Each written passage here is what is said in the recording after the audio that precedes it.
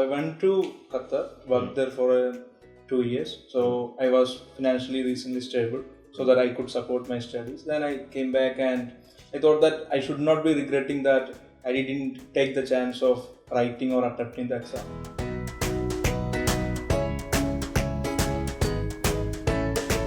Hello everyone.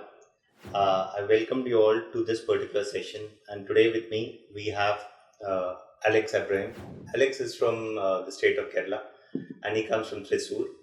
This was Alex's second attempt at the civil services examination, and he secured the 299th rank this year.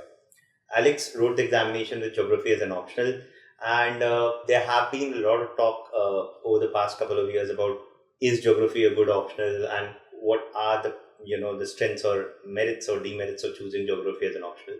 So to talk to Alex about his civil services preparation journey, we are here, and more particularly also to talk to him about what are the things that he went through while preparing for the journey or for the examination, and more importantly for geography as an optional. So I welcome you, Alex, for taking out time for doing this. I am assuming that you'll have a very packed schedule in the days ahead. So firstly, welcome you all. I welcome you. I congratulate you and thank you firstly for taking out the time. Thank you. And so first things first, Alex, how we want to take this forward is we want to largely focus on geography as an optional and how did you go about the optional. But before we go there, I think the first thing that we would want and a lot of people want to know who start preparing is how did you actually, go about deciding to prepare for UPSC? You told me in the discussions we had that you were working in Qatar as a civil engineer, and then you left the job, came back, and then in 2018 you started preparing. And this was your second attempt. So what made you change your mind to come back and start preparing? No, the dream of UPSC was always there itself. So Okay. I thought that I want to become an IPS officer in my career. But I passed from, or once I cleared the BTech, I thought that okay, let's try something in that field also, and Nice. I want to get some part of the financial stability. So I went to Qatar, worked there for 2 years. So I was financially recently stable so that I could support my studies. Then I came back and I thought that I should not be regretting that I didn't take the chance of writing or attempting the exam Yeah. at a later stage. So basically, this is something that you'd always thought about, but Yeah. after passing out, you took that 2 years time to kind of, stabilize yourself and then Yeah, get it into makes the a person preparation. bored, a bit more True. bored. True. And so this was something that you'd always thought about. Yeah. Okay, great. Now, but a lot of times students ask us this, that did you start from college preparing for the examination, or did this is something that you started preparing after the college? Now the thought process was there before the college itself, but the preparation started once I st- once I quit my job from Doha. So once you basically did quit your job, you came back with this conscious decision that I'm going to prepare for the examination, and that's when you started. Yeah, that was the plan. Great. And I'm pretty sure the plan worked out real well. Nice. So the next thing is that you chose geography as an optional, right? Yes. And in your previous attempt also, in the 2019 attempt, you scored around 250. 250 in the geography options. And this year you obviously would have done better than the last year. Because the last time also you gave the interview. Yes. Right? So in terms of deciding the optional, because I remember there used to be this talk, oh, is geography a very good optional, or is it good for engineers? So you coming from your engineering background, why did you decide to take geography as an option? Now I did some research on the optional papers which I have, and initially I thought that civil engineering is not something which I could master. So I had knowledge of civil engineering, but I thought that my knowledge might not become not sufficient for clearing the exam. Then I thought of some social science subjects which I could master, and when I gone through the syllabus of geography, I could see that there are some elements in the syllabus which I could relate to my studies in civil engineering, like urban planning, as well as the geology part, which is related to geomorphology. So, being a civil engineer, I had an added advantage. So, it was not only being a BTech, but being a BTech civil engineering gave me the chance that I could go for this one. So basically, so would you say that it's a misconception that people who come from engineering background they can't take geography as an optional? Because contrary to that, what you're saying is that specifically being from civil engineering, there were things which helped you in the geography optional as well. Yes, because geography, large sections of people always thinks that geography is something very static, or you need to when people hear about geography, they think that all places, mountains, rivers, they concentrate a whole part to geomorphology. But there are a lot of sections of geography which is too much diverse and an applied science. And BTech is where we learn to apply things. If someone has learned BTech properly, then it is easy for him or her to learn geography also, because it's both are logical, both are scientific to a great extent. Yeah, so what you're basically saying is that when people think of geography, they think, oh, they have to mark up all mountains and all ranges and all animal species and all. And that factual thing is not, it's more of applied aspect. And given that engineering people are anyways used to applying concepts, so it works well rather than, being very difficult to do. Yeah. Okay, great. Now, the next thing that I kind of wanted you to throw light on was that, okay, you chose geography as an optional, but in terms of preparing for the optional, what was your strategy? What were the sources you relied on, and what were the things that you kept in mind when you started preparing for the optional? The initial thoughts came to my mind that I'm a person who is a very classroom person. From my childhood itself, I used to learn things from the classroom, and it's helped when I concentrate much on classroom. I do have to do very less effort in back in home or doing my homework. So initially itself, I had thought that I should join for some classes, because I thought that to master a subject to the level of the bachelor's, I cannot do it on my own. So I thought that I should join somewhere, and I gathered some information from YouTube also regarding the preparation strategies. And there was a friend of mine. She cleared the exam in 2018. Then she suggested me that you can join classes for Nikhil sirs.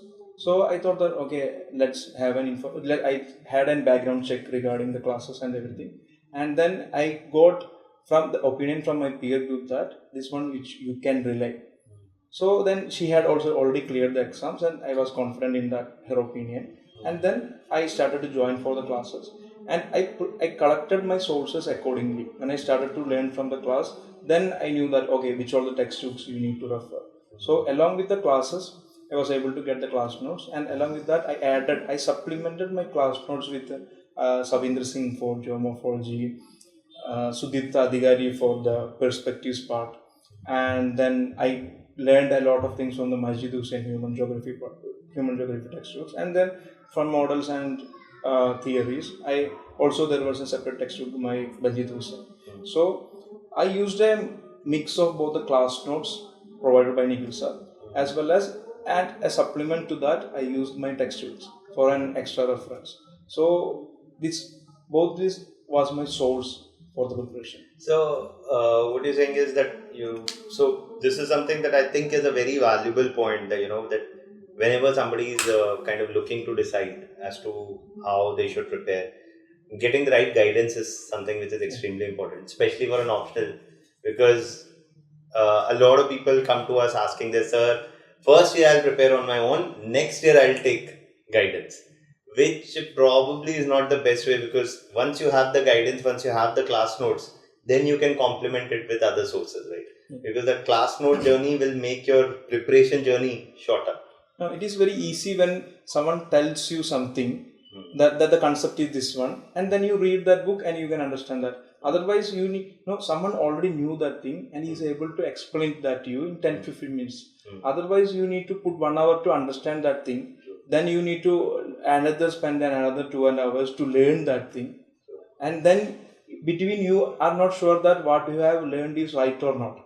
So it is always better to have someone in with you who has the command over the subject. So that is why the part of classes comes there. And when we talk about geography as an optional as well, a lot of it will help you. I mean, I think in the prelims examination also, and a lot of those questions, and even in your general studies paper also. So that way is also, this is something that is better than civil engineering as an optional, because that optional is also very lengthy and doesn't overlap with GS as well. Right? Because I've talked to a few other candidates as well, and they kind of resonated with what you're saying. Despite being from an engineering background, taking an engineering optional unless you're like super confident on it, is not the great thing to do. Right? So that's about how you kind of zeroed in on the optional and started your preparation. The next thing is about students ask us a lot about uh, about writing answers, okay, and preparing for the examination. In terms of when should they start writing answers, when is the right time to start writing a test series, and how should they integrate their test series into their optional preparation. So, what is your suggestion for them? So if you're speaking about GS, there is no right time for writing an answer. Anytime you can write the answer because all the questions are going to be general question. But if you're going to the optional, you see that there is the optional syllabus has been separated into modules. So once you complete a particular module, you collect the previous year question papers based on that module. Then you start writing the answers. So once you completed the oceanography module, you can write questions on oceanography. You have completed the module of urban planning and settlement. You can write questions on that topic. So you study a particular module, then collect the question papers, write the answers. Either it can be on a weekly basis or once in 2 weeks. So that you have a knowledge. You divide the syllabus into the modules and learn by those modules and master those modules. That So would be the basically, strategy. yeah, you're saying that okay. So what you're saying is that divide the whole syllabus into modules. Once you complete thorough with the module, then you start writing answers. Yes. And and I think this is again No, what. because the thing is that Hmm. in GS you can add diverse points, but in optional there is answer. There is nothing like you cannot put something from here and put into your answer because there are definite answers for definite questions. So you learn that, then write. Okay. Don't write answers without preparation for optional. Optional. GS you can try. You can try to answer somewhere from out of the box, but it doesn't work for optional. So what do you think is that because the optional is something that you should start writing answer only when you're thorough with the module, and maybe write answers once in a week or once in 15 days once you're done with the module. There's no such thing as okay when you start preparing daily answer writing you start with and all these things. Why I'm asking this is because a lot of students ask us this that sir, should we write answers daily? Should we write 2 answers daily? Should I write 1 answer daily? That's not something which will add value, you say. My frank advice to them is that study the module and don't see the syllabus as a whole because that is very big and you would start frightened on yourself. See that as small packets of modules or small modules, then you can easily cover that.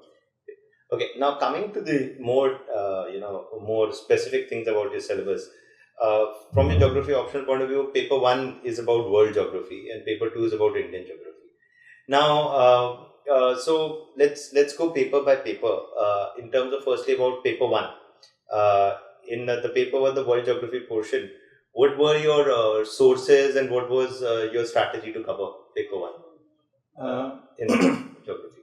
In terms of sources, in the paper 1, the sources there are some standard textbooks like the Savinder Singh physical geography itself would cover geomorphology, climatology, and all the oceanography parts it would cover.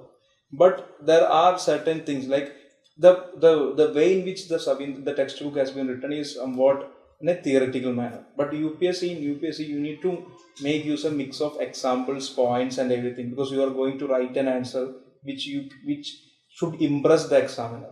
So mugging down Savinder Singh and writing down that won't be happen. So Savinder Singh should be supplemented with the extra points and examples that you get from the class notes because that would add value to your answers. So that was done with the help of Nikhil sir's notes so that I could do the value addition. And even the test series, along with the test series, we used to get a lot of information while Nikhil sir used to conduct the test series or the updation sessions. So all those things became the value addition to the standard textbooks. So that is how I learned the physical geography part. Similarly, the same strategy was used for human geography. But in human geography, I used to add a bit of my personal effort also because there you can use some of an imagination, how things works, and you can collect diverse examples, and you can pick some diagrams. So the diagrams was also supplied under class notes also. So this can be used to enrich our answers and to learn the things in the paper 1 part. So basically, what you're saying is that okay, that preparing for paper one, it's not about merely just you read it from Savindra Singh and reproduce it in the examination. You'll have to correlate it to the examples, to the recent updates. If there's something about climate change you're reading, then okay, there's a sixth assessment report coming in. You'll have to bring it. Yeah. And you have to draw diagrams and all that. And for that, you have to practice. An example. That's a very crucial point. Because Savindra Singh won't have the examples. Yeah. That is something he that would have to. examples from 1980s. And because it's a very old written book, it's not been updated. So you need more recent examples to embellish your answer. Yes. And that is something that you rely on for class notes and other things. And then also from newspapers or from other sources. Yes. Okay. So because I think that's very important because when students come to us, they ask this, sir, wo kaun si, or which book is that I can read and everything will come from there and I'll write everything from there and it will happen. There's no such thing. Right? That's a complete myth. That's a complete myth. So either you use the class notes, you then go to Savindra Singh, bring them together, write answers, draw maps, draw your diagrams, do that practice. That's where you have to bring your creativity. Because Savindra Singh has mentioned, there is, if you think about some topic like the river regime or something. So Savindra Singh has merely written what is river regime or what is the basic concepts regarding that. While you are writing your answer, you have to bring that to some example in India or in world. So this is kind of river. You need to connect it to the example. Then you, if possible, you need to draw some sketches regarding the river regime. So how you present all those things, in what order you will present, and if there is a practical application. So if you get an exam question regarding river regime, you need to connect it to the floods, because floods are very much connected with the river regime. If you know the regime of the river, you can predict floods. That is where you have to bring the perspective from an administrator in your optional paper also. That is where the applied part comes in geography. So such kind of inputs you get when you learn from someone who has experience in this particular field. And so, okay, because you're saying about drawing maps and drawing diagrams and all. So, is it that you should you should practice module wise and topic wise your diagrams and maps and keep them ready beforehand? Yes. Is that something that people should do? Yeah. While they're preparing the notes itself? While preparing notes, I would suggest that you keep a separate book for diagrams. Okay. For each module, you keep a separate book, or 10 to 15 A4 sheets can be used to calculate into a file.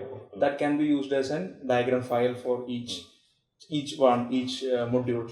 Because people often think that diagrams are made at the exam halls, which is not the thing used to happen, because we already know the diagrams. We might make some changes in the diagrams while presenting it, but the diagram is already prepared, the structure and everything. Almost 80% of the diagram is what we have learned. The 20% we mold it according to the demand of the question. So what you're saying is a big part of the preparation is also that by module wise you keep a ready reckoner of your diagrams or maps that you've prepared. Yes. And then probably a week before the exam, when you're revising, or in the gap between GS and the exam, you revise the diagrams. Yes. Great. Because I think that's very important, right? Because that's once that systematic level of preparation is there, you don't have to think in the exam hall which diagram to draw. You know the diagram. Ye banna hai. No, this is just like retrieving your memory. It is very easy when there isn't memory. Otherwise, it's far behind the memory. It's very difficult to retrieve. Time matters in UPSC exam. True, because the time is very limited when you're writing the answer. Right? Great. So I think this is very important, because sometimes students ask us, "Oh, sir, how will we draw a diagram in 8 minutes?" It's not that you're drawing it in 8 minutes; it's decided beforehand. Yes. It's just that the question strikes, you modify it a bit and do it. Yes, that's it. Nice. Now, the next thing is to go about your GS paper. Your optional paper 2. Maybe I think that's more about the Indian geography part. Now, students often ask us this question that, sir, the same question, say on manufacturing policy, on economic geography, the question sounds like a GS question, right? And for the same question, a geography style, how is a geography style answer different from a GS style answer? So, what was your approach to prepare paper 2? And what did you rely on, and how did you go about it? No, in paper 2, the same problem is faced by all the optional students. Hmm. Now, even if you take the sociology optional paper, the paper 2 looks like anybody can answer that paper 2, but the difference comes from a person who knows the subject answers that particular paper. So in this one, in geography, while answering the paper 2 questions also, I used to think from the perspective of a geographer. So whenever a geography student, and actually geography student is going to write the present the particular paper, then if there is a particular what the term is being asked, like the manufacturing zones or any kind of economic policies, you need to take a step back and have a bird's eye view on the topic. Then you would understand that some geographer or some theory is being associated with that particular topic. Then you can go with that topic, or you can set the base for your or for your answer from that particular theory. Likewise, you can use the growth pole theory or growth center theory for this manufacturing policies. Or if it is something like trade routes, you can use the crystallized theory, the settlement. And if this is something regarding the population, then you can use the rank size rules, the urban planning. So there are n number of subjects in paper 2, and everything is associated with some kind of theory. And each theory is always linked with a geographer. So when you are studying a theory, you need to learn the geographer, need to learn the theory, and most important part, you need to have a practical example where this theory can be applied, because geography is always an applied science. You should always keep in mind that whenever you are writing an answer, especially in paper 2, you should be able to demonstrate that this theory has been applied in this many manner here, and it has somewhat advantages. So if you are going to CES, if you are going to economic zones, you can mark about some CES in Kandla or somewhere where you have learned. But this won't automatically come in the exam hall. You need to pre-plan and pre-prepare what all examples I am going to quote for a particular theory, what all routes are I am going to write. Even if you are going to give an example of a railway station which can act as a growth pole, you should have a railway station with you. And you should have a small map regarding what all lines are coming there, railway lines or any industries associated with that. So that pre-prepared examples can be clubbed with the geographer theory example, then your analysis part. This makes your paper 2 answers in a structured and geographical manner. So that will ensure that you know the subject, you know to apply it, you are not simply mugging it up. That's the fundamental. So I think because what you're emphasizing here is extremely important, that say if the question is on the manufacturing sector, you just don't start writing about the Delhi Mumbai industrial corridor.